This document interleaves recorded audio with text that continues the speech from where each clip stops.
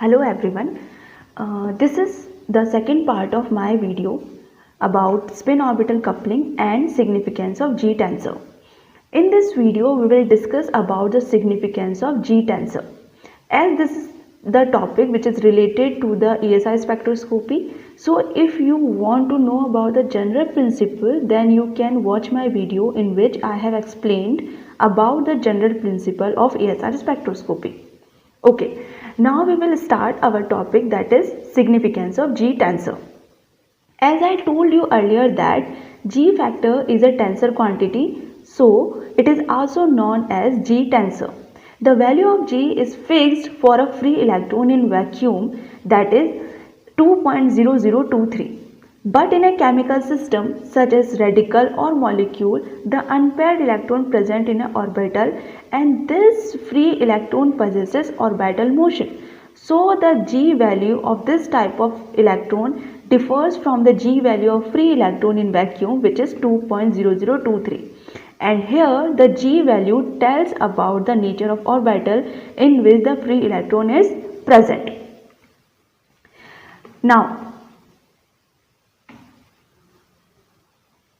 as we know that the orbital motion is very common in transition metal complexes, so the G value can be given by the formula as shown in the slide.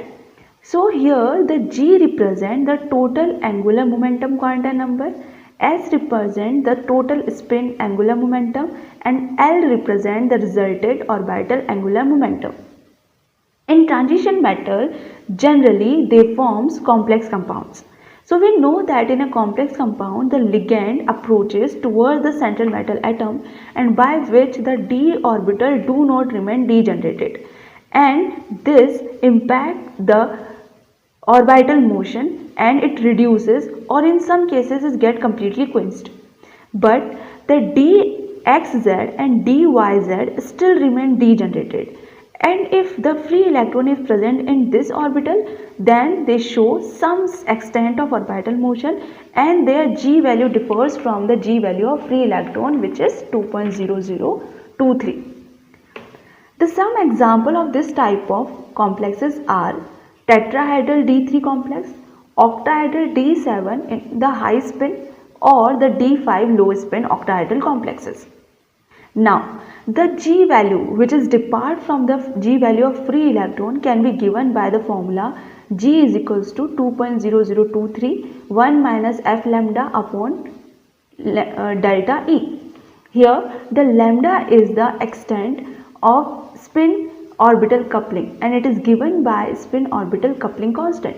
Here the F is the composite numerical factor, and delta is the energy of state which is being mixed in. The value of lambda is positive for the atom fewer than the 5d electron, and the value of lambda is negative for the system in which the d electron has more than 5 electron. This numerical value, that is F, composite numerical value, depends on the oxidation state of the metal. Now, the next topic of our video is anisotropy in G value.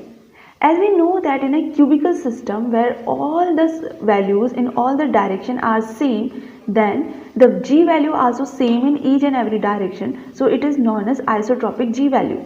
But if the system is not cubical, then the value of G is not same for all directions. Then this type of value of G is known as anisotropic.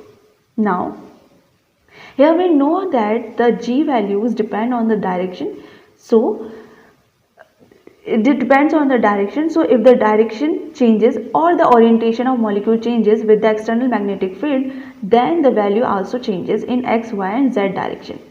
The x and y direction, the value of G is equivalent, so it is known as the isotropic values of G.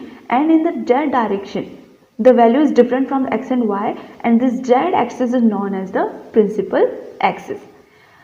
We can differentiate two values by taking example of copper second complexes. Here the G has two values, G parallel and G perpendicular. and this G parallel, G perpendicular values can be given by the formula. Here we can plot a graph between magnetic field and intensity, and this plotted graph gives the value of G parallel and G perpendicular.